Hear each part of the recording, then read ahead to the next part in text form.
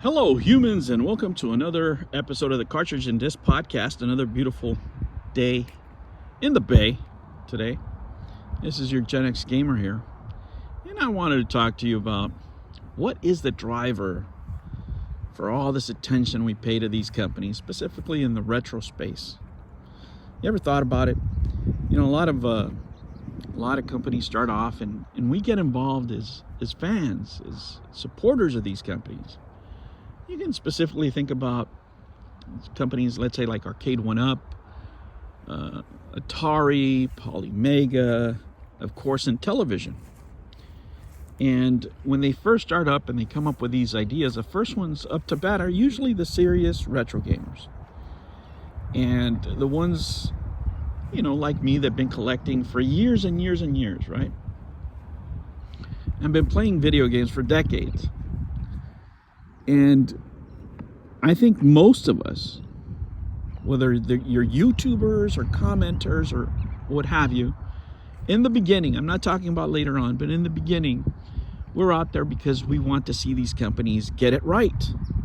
Get it right.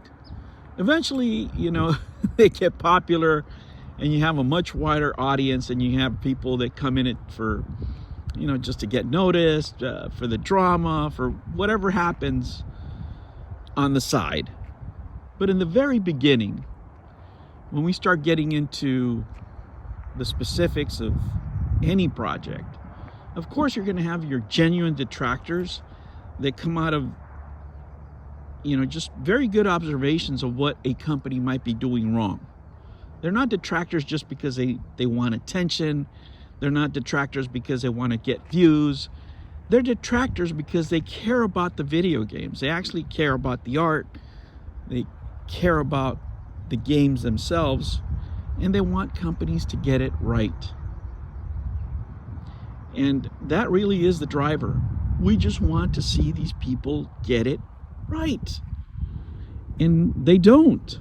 They don't. And it's frustrating. And that's where a lot of the debate comes from. That is where a lot of the, how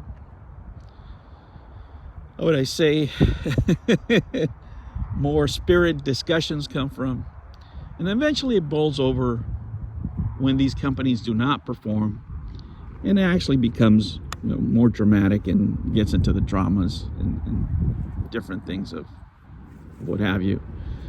But guys, it really comes, always starts from a good place. And these companies don't get it right.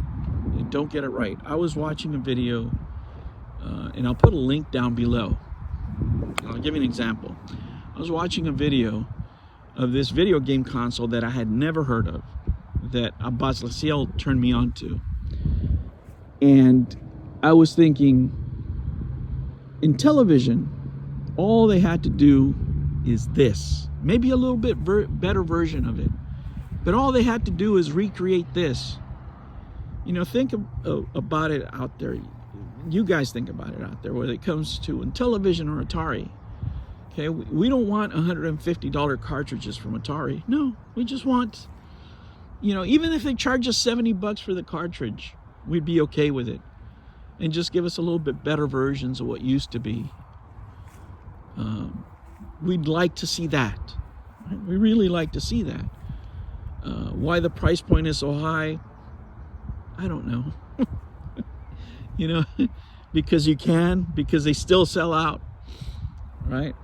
In television, why did you have to make it so complicated? All you have to do is redo a lot of the games. Why do these companies do not make what we want them to make, what we clamor to make? Why does Arcade 1-Up make, you know, $1,000 cabinets made out of pressed cardboard when clearly they can do much better? Why do they make 10 different, you know, versions of Pac-Man when the XL is probably the only thing they should have made from the very beginning? You know, charge us the $5.99. You know, I think most people would have bought that. You know, just an XL version of Pac-Man with a decent screen and everything else. And then you wouldn't have, you know, 90 versions of Pac-Man. Why can't they get it right? Why can't they just listen to the public that's paying them in order to make these things whole? And eventually, when that doesn't happen, when the frustration boils over, because most people try to give these people the benefit of the doubt that they are trying to do the best they can, you know, even though their company's just seeking out to make money. When they don't, when they come with these ideas, you know, with these $150 carts, with $1,000 collection if you're Atari, with Intellivision just completely screwing the pooch, right? Just destroying the brand. When it, you know, whether it comes to, you know, Arcade went up and all the disasters that they've had. That is really what just leaves you saying, why can't you get it right? It's not that hard. It's been done before, right? All you have to do is, I mean, if you're making a retro console, guys, it's very simple. Even if you don't have the licenses, make knockoffs. All you have to do is make a Super Nintendo with HDMI and you get it right. Evercade, listen, right?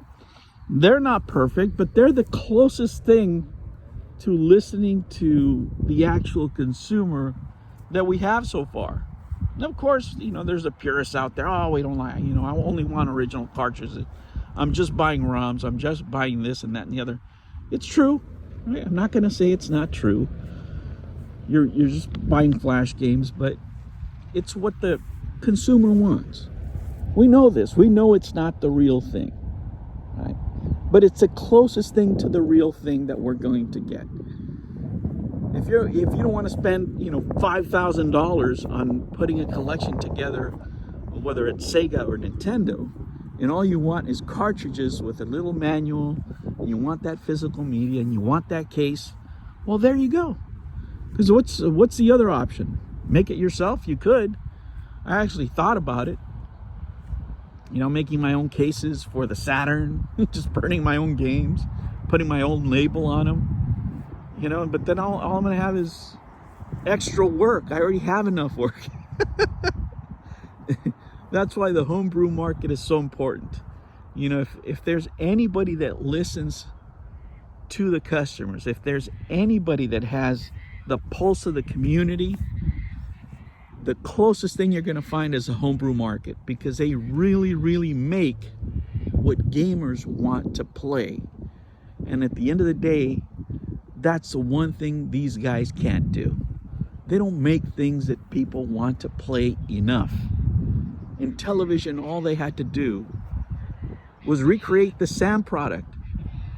You know, there's knockoffs there, there's semi-decent games there. It's better than anything. Let me tell you, I'm going to put a link down below. Look at those games. And I can tell you that those games are better than anything that I've seen from Intellivision.